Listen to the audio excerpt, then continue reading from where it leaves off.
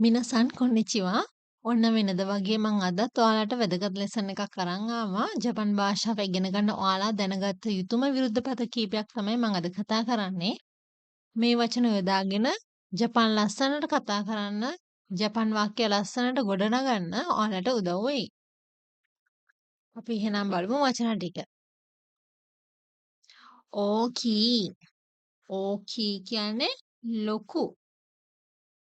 ලොකු නම් විරුද්ධ පදේ කුඩා. කුඩා කියන්නේ චීසයි.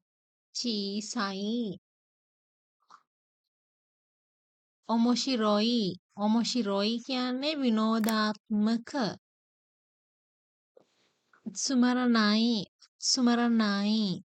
විනෝදාත්මක නැති. එහෙම නැත්නම් නීරස. උරෙෂී. උරෙෂී. සතුටු. සතුටු නම් දුකට කියන්නේ. කනශී. කනශී. අතරශී. අතරශී කියන්නේ අලුත්. අලුත්. ෆුරුයි. ෆුරුයි. පැරණි. පැරණි. ඕයි.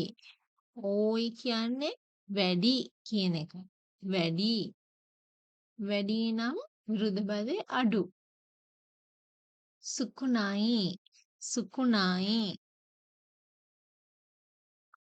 ඊ එහෙම නැත්නම් යොයි. ඊ කියනවා යොයි කියනවා හොඳයි කියන එකට. හොඳයි. වරුයි. වරුයි කියනවා නරක. නරක. නගයි. නගයි. දිග. මිජිකයි. මිජිකයි. කෙටි. අකරුයි. අකරුයි. දීප්තිමත්. එහෙම නැත්නම් අපිට කියන්න පුළුවන් ආලෝකමත් කියලා කියන්න පුළුවන්. කුරයි. කුරයි. අඳුරු. උත්සුයොයි. උත්සුයොයි කියන්නේ ශක්තිමත්. ශක්තිමත්. යොවයි. යොවයි. දුර්වල. දුර්වල. සකයි. සකයි. මිල අධික. යසුයි. යසුයි. ලාභ. සකයි. උස. සකයි කියනවා අපි උසටත් කියනවා. හිකුයි. මිටි.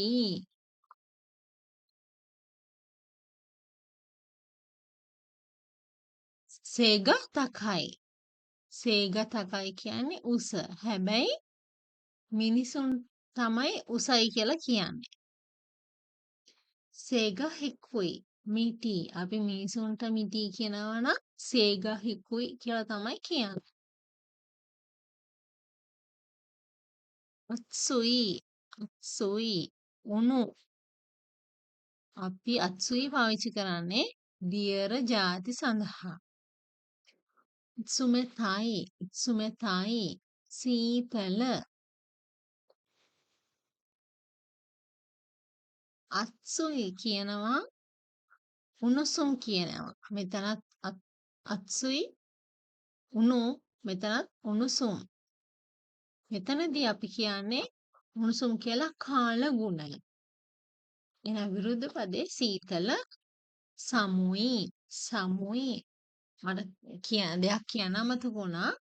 අපි මේ එක වගේ වචන තිබ්බට කංජියෙන් තමයි අපි ඒ තේරුම වෙන් කරලා අඳුනගන්නේ. මම එක වීඩියෝ එකකෙත් ඔයාලට පැහැදිලි කළා. එක වගේ වචන තියෙනවා. නමුත් අපි මේ වචන වල තේරුම් වෙන් කරලා අඳුනගන්නේ කංජියෙන්. ඔමොයි. ඔමොයි කියන්නේ බාරයි කියන එක. බාර. කරුයි. සැහැල්ලු. කරුයි. සැහැල්ලු. හයයි. හයයි කියනවා වේලාසන. එහෙම නැත්නම් වේගවත් එකටත් 6යි කියලා අපි කියනවා. ඔසොයි ඔසොයි කියනවා ප්‍රමාද. එහෙම නැත්නම් මන්දගාමී.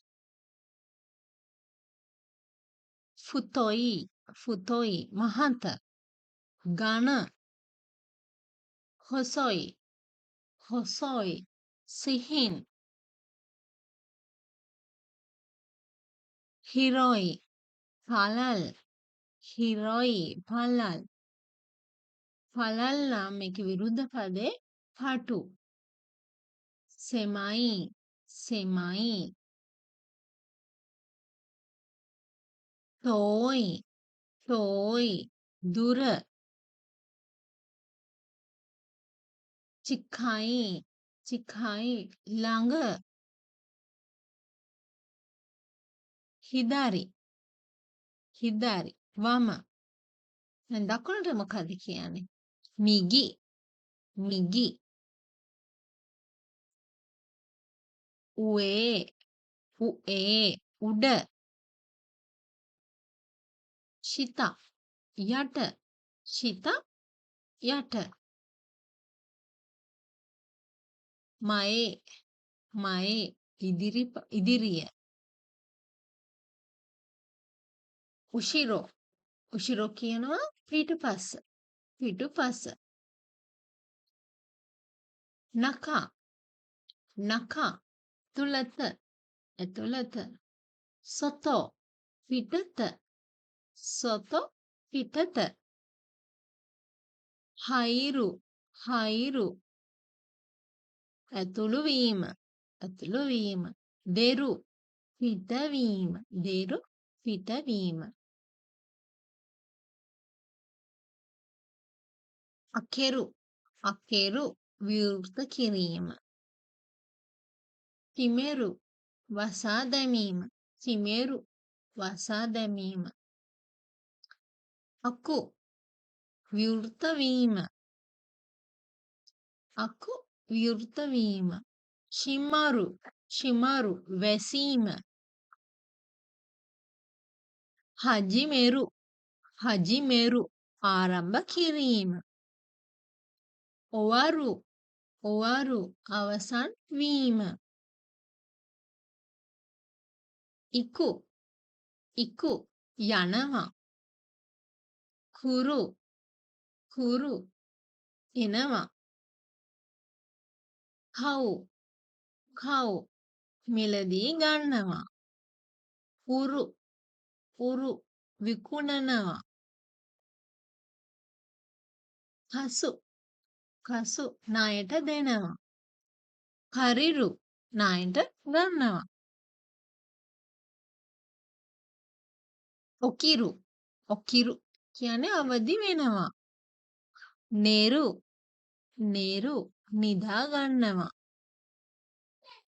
තත්සු තත්සු නැගී සිටිනවා සුවරු සුවරු වාඩි වෙනවා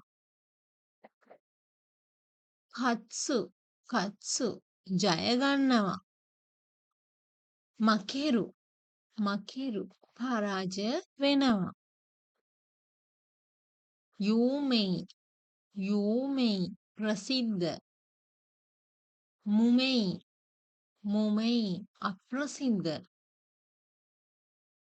ගෙන්කි ගෙන්කි සුවෙන් එහෙම නැත්නම් සෞඛ්‍ය සම්පන්න බියෝකි බියෝකි අසනීප ජෝසු ජෝසු දක්ෂ හෙත අදක්ෂ හෙත අදක්ෂ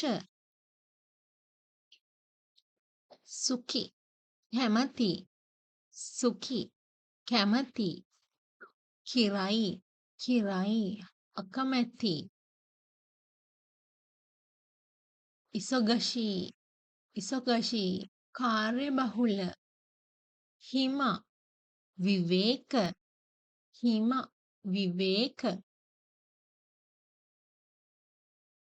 ඔතොකො පිරිමි ඔතොකො පිරිමි ඔන්න ගැහැණු ඔන්න ගැහැණු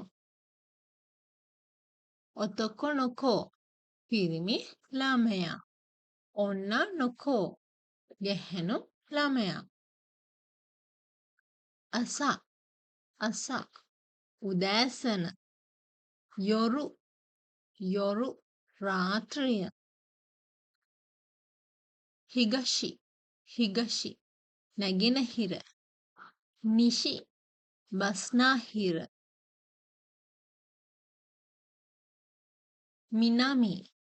මිනමි දකුණ.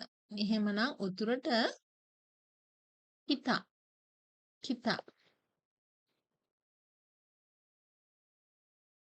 ශිරොයි සුදු. කුරොයි කළු. සුරුදොයි ඒ කියන්නේ තියුණු. නිෆුයි කියන්නේ මොට්ට.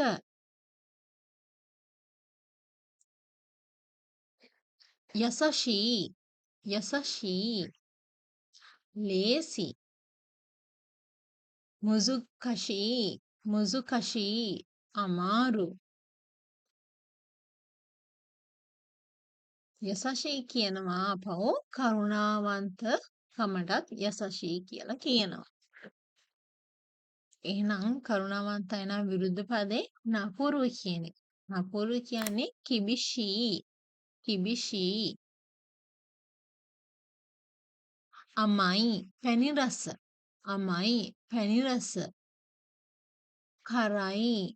කරයි සැර.